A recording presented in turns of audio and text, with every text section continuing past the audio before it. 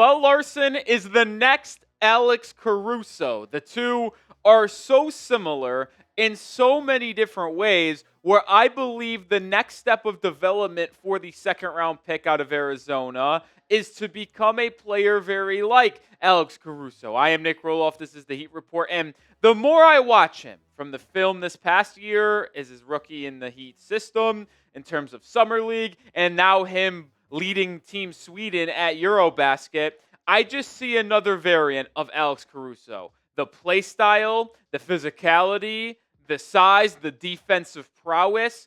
This is the next stage of development for Pelle Larsson. And if he's able to do what I think he can, Miami will start to really put together a young, talented, cohesive roster because of Alex Caruso's potential impact in Larsson's development. And before we showcase the similarities, hit that sub button. We're 15 subscribers away from 24,500. Want to get to 25K before the season begins in a month and a half, but we got to get to the halfway mark first. Join the channel today.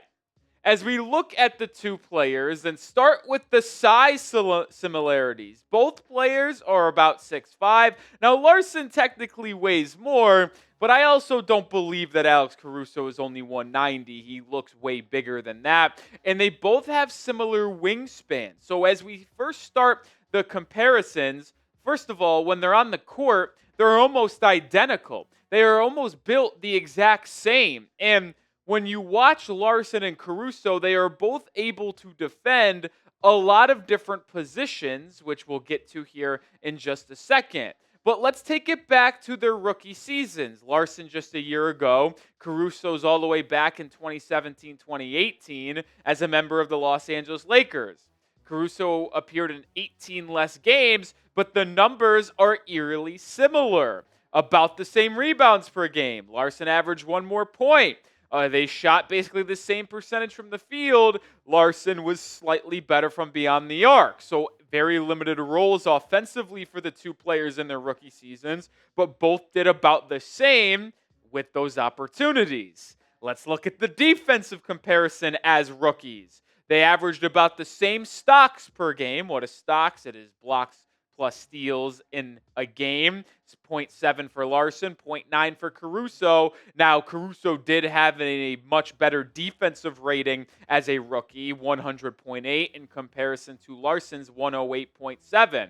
But when you look at the production as rookies for their respective teams in a very limited role in a very limited amount of games, they both did about the same thing defensively in the regular season, and they both did about the same thing offensively in the regular season.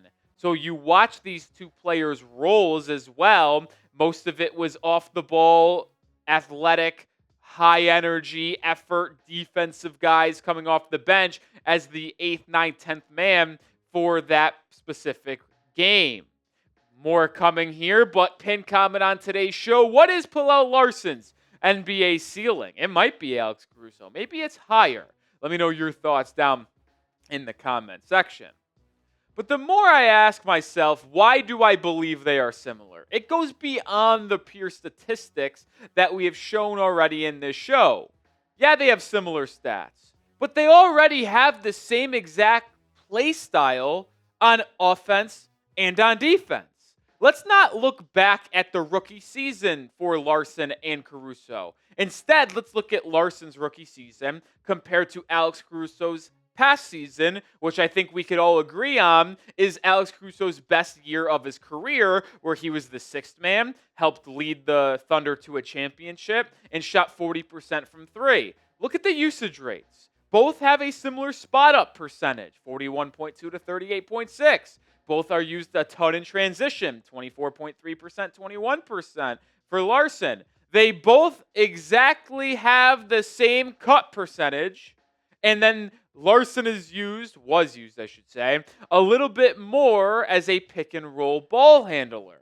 So the takeaway from this, both are capable ball handlers and secondary creators in the flow of an offense in the half court, not going to be asked to initiate the offense, even though Caruso did a little bit in the NBA Finals against the Indiana Pacers.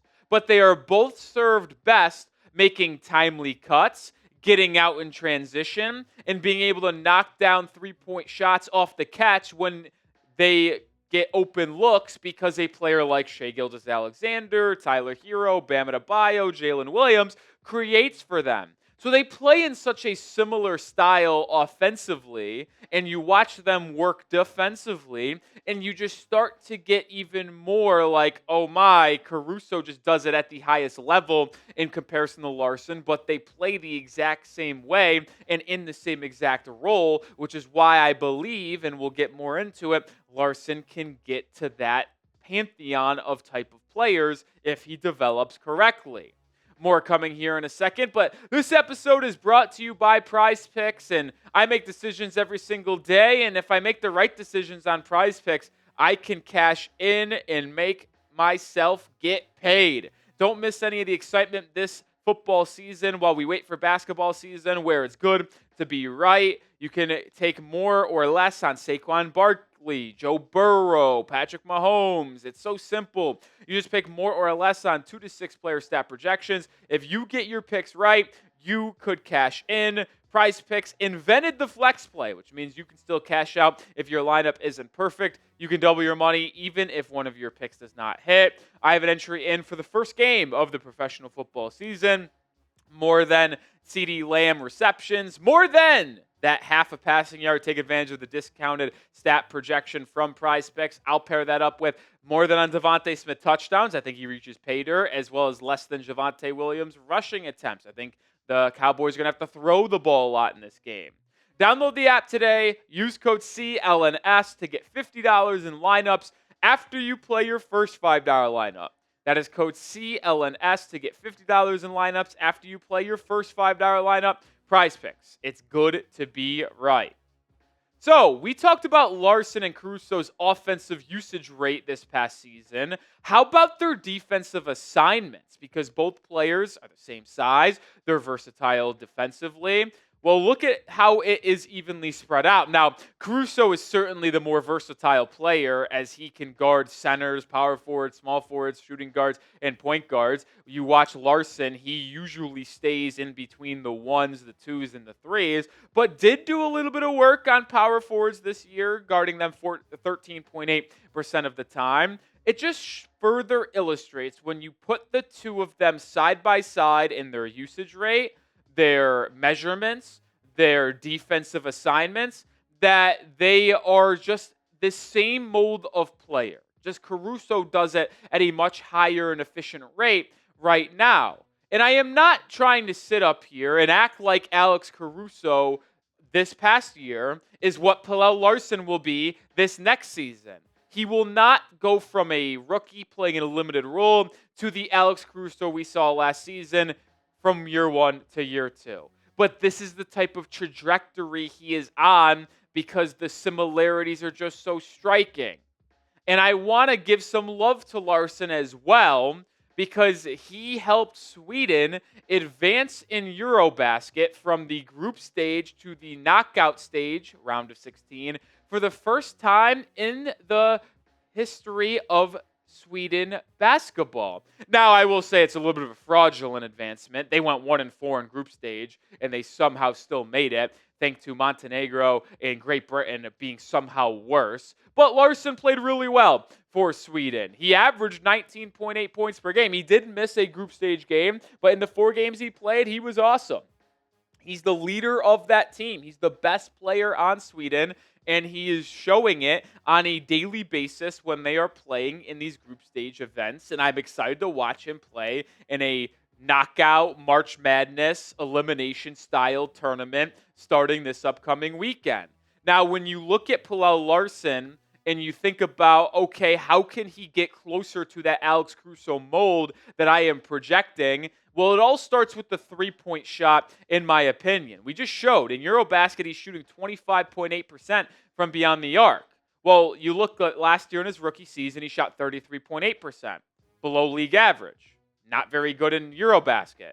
In Summer League, he shot under 35% between the California Classic and Vegas. So this is a growing theme for Larsson, that he is not able to consistently knock down the three-point shot. Now, is that because he's playing with other players that aren't NBA level guys in Sweden and the Summer League, so there's less spacing to get off open threes and he's having to create with the ball in his hands more? That's very possible, because he's going to be more of that spot-up catch-and-shoot three-point shooter this upcoming year. But the point is this: he needs to improve his three-point shot. I am not asking him to become a 40% three-point shooter this upcoming year. I'm not asking that. I'm asking Pelle Larsson to be able to become a 36, 37, 38% three-point shooter, and then maybe become a 40% three-point shooter in years to come. And he is not the only one getting, or let me say this: I am not the only one praising Larsson. Heat fans are seeing it, as well as just natural NBA fans. NBA University, one of the best NBA Twitter accounts out there, tweeted out today, going to need to see some heavy Pelle Larsson rotation minutes this season. It's not just Heat fans.